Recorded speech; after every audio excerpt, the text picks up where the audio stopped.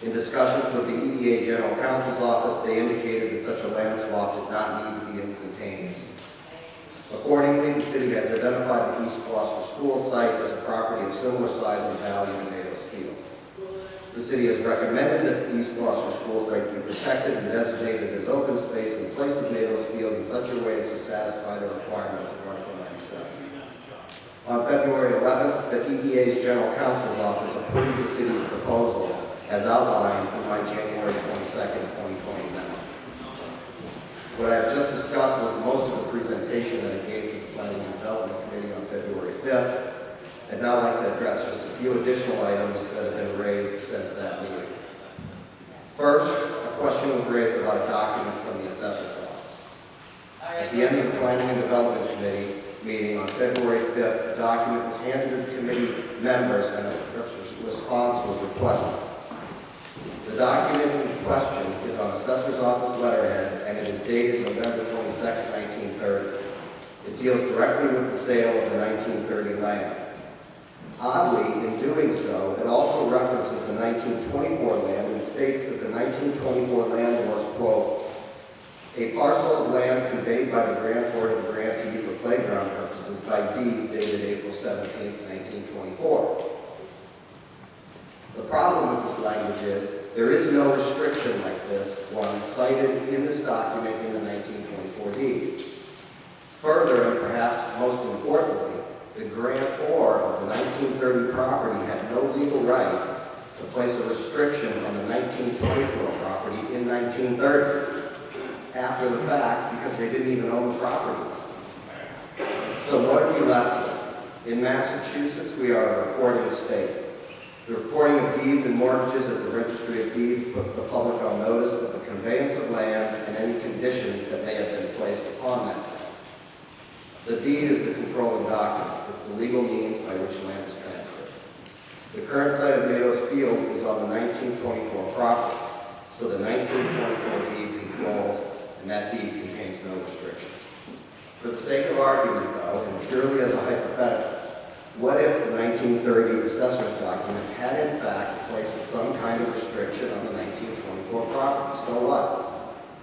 Again, assuming this is true, it could even happen, which legally I would suggest it cannot, then the only way to remove such a condition is through an Article 97 request to and vote of the legislature. In other words, the only way to remove such a restriction is through an Article 97 petition from the City Council to the legislature. This is what we're doing already. In my opinion, therefore, the alleged issue raised by the assessor's document is moot.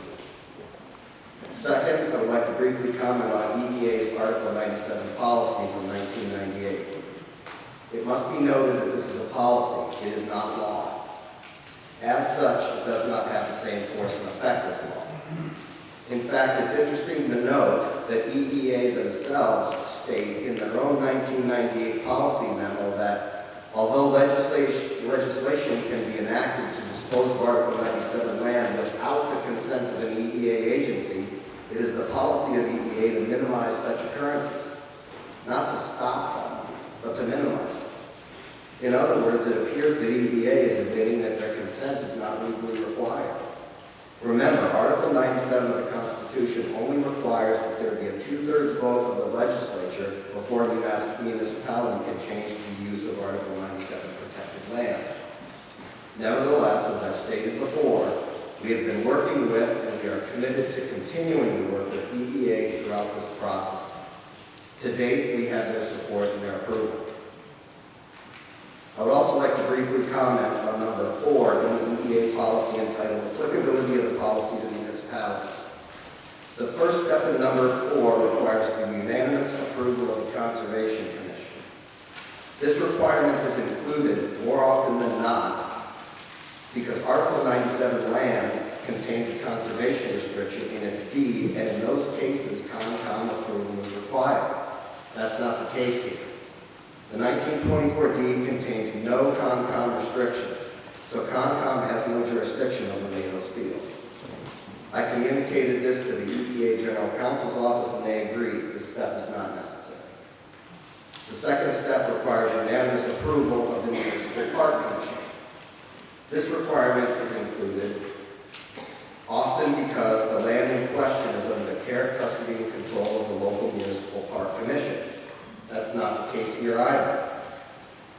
Field is under the care, custody, and control of the city through the Department of Public Works.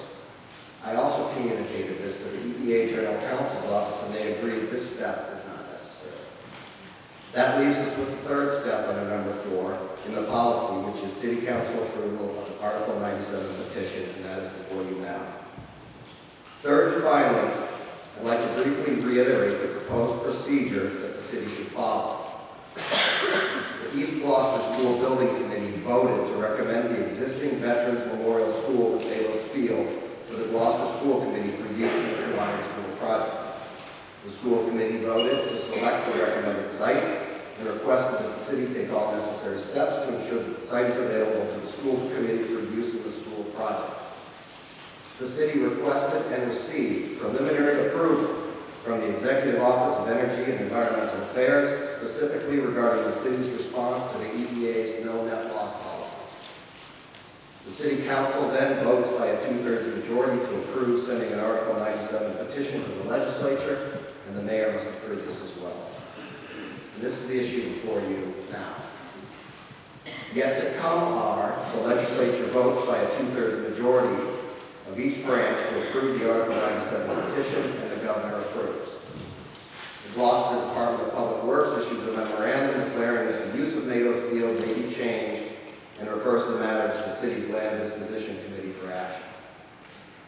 The Land Disposition Committee votes to approve the change in the use of Natos Field and forwards its recommendations to the mayor. The mayor, through the mayor's report, refers the matter to the City Council. City Council votes to transfer care, custody, and control from the Department of Public Works to the school committee. That vote requires a 2/3 vote by the City Council and mayor's approval. The Article 97 issue before you now, in my opinion, is administrative in nature. The site has already been selected by the school building committee. By approving the petition before you, you're simply asking the legislature for the flexibility to choose whether or not to transfer the site to the school committee. This is about local choice. That's why we're here tonight. Thank you. Thank you, Chip.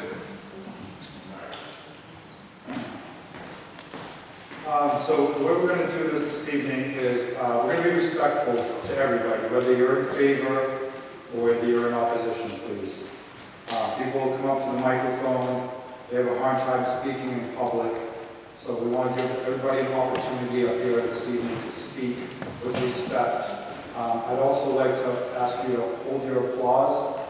We've got quite a few people up here this evening, so we want to try to get to everybody this evening, so let's just be respectful, no heckling, no questioning, whatnot. If somebody says something or mispronounces something, just let the speaker speak through, and we'll go on to the next person.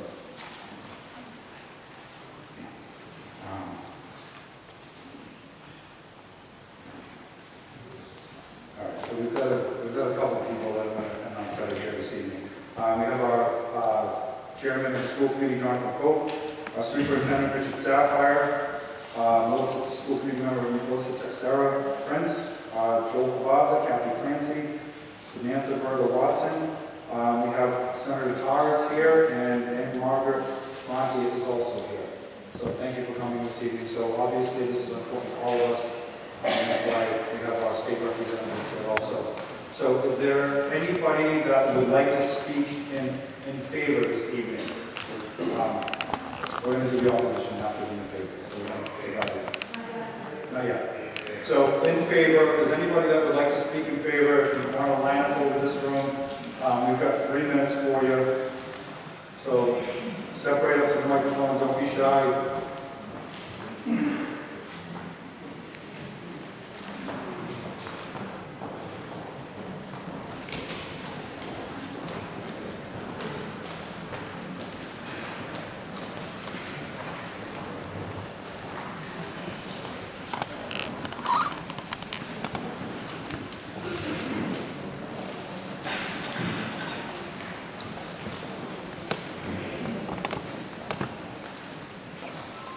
Step right up to the microphone. Name and address. Thank you. My name is Paul Blumberg. I live at 5 Bridgewater Street in Gloucester, and I'm also a member of an organization called Vote Yes for Gloucester Kids. We are a municipal ballot initiative committee. We have formed to encourage the voters of Gloucester to vote for the debt override that will be necessary for the building of this school. What I would like to just point out a couple of things quickly to the council.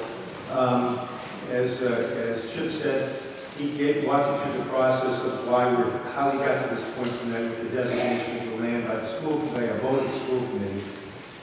This is an important vote tonight by the city council, but it's not the most important vote that will happen for this project. That vote will come in November when we give this over to the citizens of Gloucester. And you know, when we've had our discussions over the years on city council about whether people get to decide, this is a time when the people will get to decide. And it's incumbent upon all of us to make sure that the issue is framed up for them in November. So this is an important step. Chip said it was procedural, and that's probably true, although there's a lot of emotional issues that we have to solve for. But remember that this is the first of several votes. You will get this back after the legislature approves the vote on this position. So this is not the last vote by any means, but the most important last vote is the people. Secondly, I would just like to comment on the memorial of Joseph Matos. I think we all know, and we all had a joint experience together as counselors, about how dedicated the city of Gloucester is to its veterans and to its veterans' memories, and to honor the present veterans as well as the past veterans. And I have no doubt